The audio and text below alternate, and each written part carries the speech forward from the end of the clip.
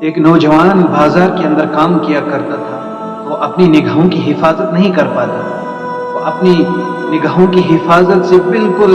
بے خبر تھا، جہاں چاہے اس کی نگاہیں اٹھ کے غیر محرم کی طرف پڑ جاتی تھی۔ تو وہ ایک بزرگ کے پاس گیا اور اس نے اس کو علاج کہا کہ حضرت مجھے کوئی ایسا وظیفہ بتا دیجئے کہ میں بازار کے اندر کام کرتا ہوں، میری نگاہیں جو غیر محرم کی طرف اٹھتی ہیں، ایسا نہ ہو میرے ساتھ، مجھے کوئی اس کا وظیفہ چاہیے۔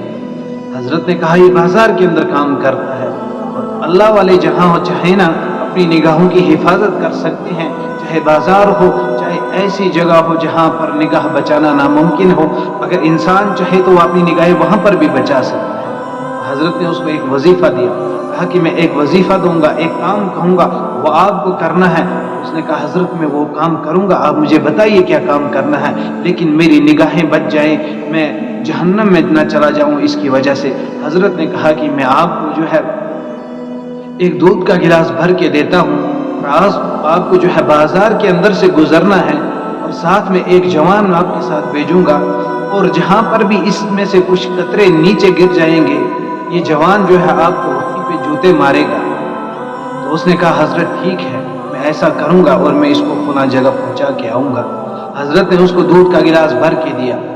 اور اس کی نگاہیں جو ہے اس گلاس کے اوپر جمی ہوئی تھی۔ کیوں جمی تھی؟ وہ یہ سوچ رہا تھا کہ یا اللہ اگر یہ دودھ کا گلاس جو ہے بازار کے اندر اس میں سے کچھ قطرے گر گئے، میں نے نگاہ اوپر کی تو یہ جوان جو ہے یہ لڑکا جو ہے ساتھ میں میرے یہ مجھے جوتے مارے گا، تو اس لیے میں ایک کام کرتا ہوں، میں نگاہیں اس کے اوپر جمائے رکھتا ہوں تاکہ میری عزت بچ جائے۔ تو اس جوان نے ایسا ہی کیا، نگاہوں کو گلاس کے اوپر رکھا، اس کی نگاہ ادھر ادھر نہیں گئی اور وہ جو ہے اس نے دودھ کا گلاس منزل مقصود پہ پہنچا دیا۔ حضرت نے کہا اللہ والوں کا یہی حال ہوتا ہے، جو شخص بازار کے اندر کام کر رہا ہو یا کسی بھی جگہ کام کر رہا ہو، اگر وہ اپنی نگاہوں کی حفاظت کرنا چاہے تو اس کے دل میں اللہ کا خوف ہونا چاہیے۔ جب اس کے دل میں اللہ کا خوف ہوگا وہ کہے گا کہ اللہ میں نے اگر نگاہ کسی کی طرف اٹھا کے دیکھ لیا تو کل قیامت کے دن مجھے جہنم کے اندر ڈالا جائے گا اور میں وہاں پر جلوں گا، وہاں پر ایسا لباس پہنایا جائے گا کہ جو جلتا ہی رہے گا، کبھی جل کے راکھ نہیں ہوگا۔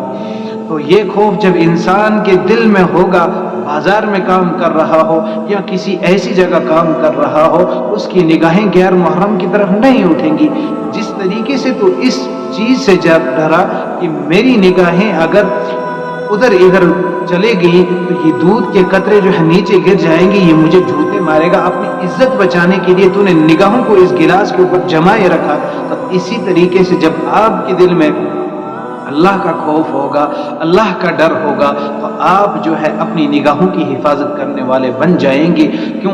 آپ کی جب نگاہ کہیں اٹھنے لگے کسی غیر محرم کی طرف تو آپ کو خیال آنا چاہیے دل میں، اللہ اگر میری یہ نگاہ اٹھ گئی، میں نگاہوں کی وجہ سے گنہگار ہو جاؤں گا، کل قیامت کی مجھے اس کی میں پکڑ ہوگی اور میں جہنم کے اندر جلوں گا۔ اللہ پاک ہم سب کو اپنی نگاہوں کی حفاظت کرنے کی توفیق عطا فرمائے اور اللہ کا خوف جو ہے اپنے دلوں میں بٹھانے کی توفیق عطا فرمائے۔ اور اللہ تعالیٰ سے یہ دعا مانگتے رہنا چاہیے کہ اللہ